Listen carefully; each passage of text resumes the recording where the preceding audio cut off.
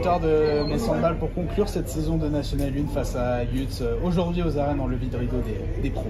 C'est sûr, c'était une affiche qui donnait déjà envie parce que ça reste un derby, qu'on sait que les matchs contre Utes sont toujours complexes, les rivalités territoriales on connaît, mais c'était surtout l'occasion pour les joueuses de montrer un petit peu tout le travail qu'elles font au quotidien, qu'elles font tout au long de l'année, pour le public de découvrir les jeunes en devenir et pour qui je souhaite que la finalité sera constamment tous les week-ends avec l'équipe pro.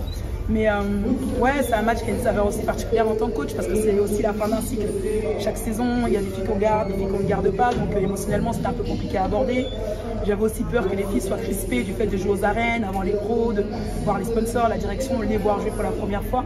Bon, il y a eu des périodes bien, je pense qu'on a montré de quoi on était capable, des périodes un petit peu plus crispées. Mais voilà, c'est un match de handball et on sait que même les meilleures équipes, le match est parfait, tout lisse n'existe pas, donc une victoire qu'on savoure. Est-ce que toi, dans ton discours, tu les as incités à prendre du plaisir sur le terrain, du fait que c'était le dernier match de la saison avec un écran assez exceptionnel avec les arènes? Déjà, c'est vrai que nous, l'incertitude quand on est centre de formation, c'est de savoir avec qui on joue. J'avais pas forcément la composition de mon équipe avant la 14h, donc je ne savais pas trop avec qui on partait à la guerre. Mais ce que j'ai essayé de dire aux filles, c'est de ne pas laisser l'enjeu prendre le dessus sur le jeu. Sportivement, pour la National 1, il n'y avait pas d'enjeu. Individuellement, bien sûr qu'il y a un enjeu pour elles, parce que c'était l'occasion aussi d'envoyer des messages forts là-haut.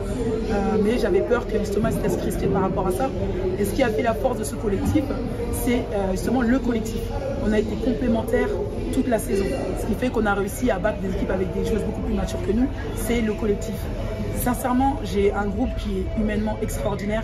Il serait que dans mon discours d'avant-match, d'habitude, je suis très axée sur l'adversaire, c'est ça, il faut qu'on le contre sur ça. Et là, en fait, non, j'ai vraiment eu à cœur de chacune leur délivrer un message spontané de ce que je pensais d'elles, de où je les voyais dans 2-3 ans et ce qu'elles m'avaient apporté. Parce qu'on dit que les coachs apportent aux joueuses, mais les joueuses apportent énormément aussi aux coachs.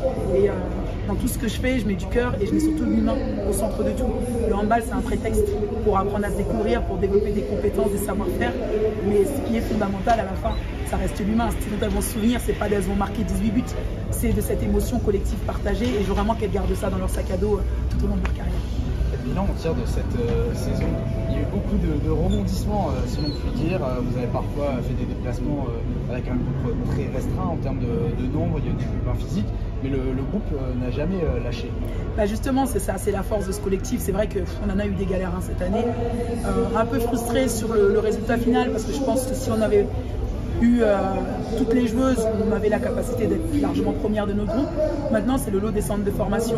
J'ai tendance à dire aux filles, c'est une phrase qu'un ancien patron m'avait donnée, que j'adorais, qui disait transformer les pépins en pépites.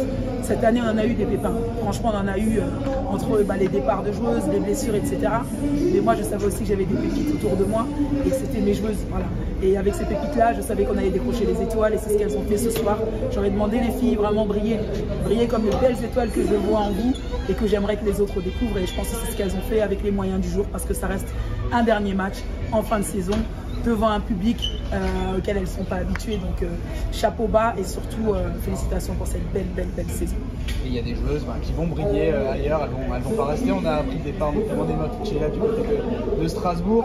Il y en a d'autres, j'imagine que tu pourras nous les citer, mais c'est quand même aussi assez émouvant quand des joueuses partent comme ça et quittent le nid.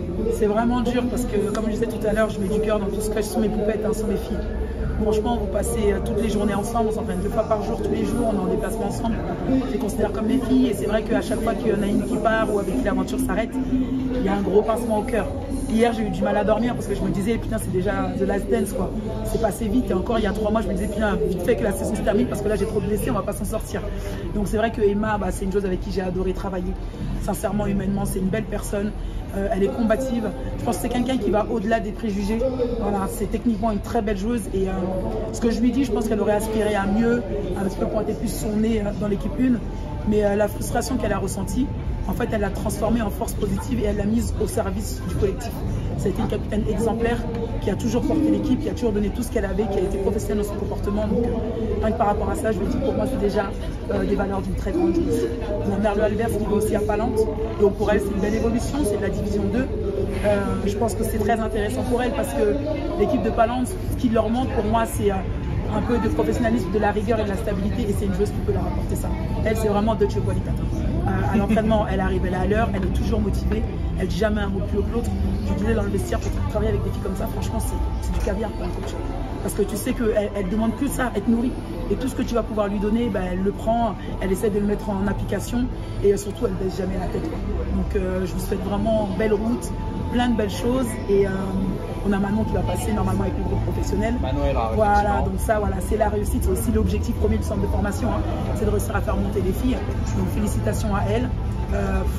Je dis vraiment, Manon, c'est une joueuse qui est encore à la moitié de ce qu'elle est capable de faire. Athlétiquement, c'est exceptionnel. En termes de savoir-faire, elle a encore plein de choses à découvrir. Et coachée par Katia et Manu, elle va devenir stratosphérique. Sincèrement, je mise sur cette fille dans quelques années en équipe de France. Merci Nina. Merci à vous.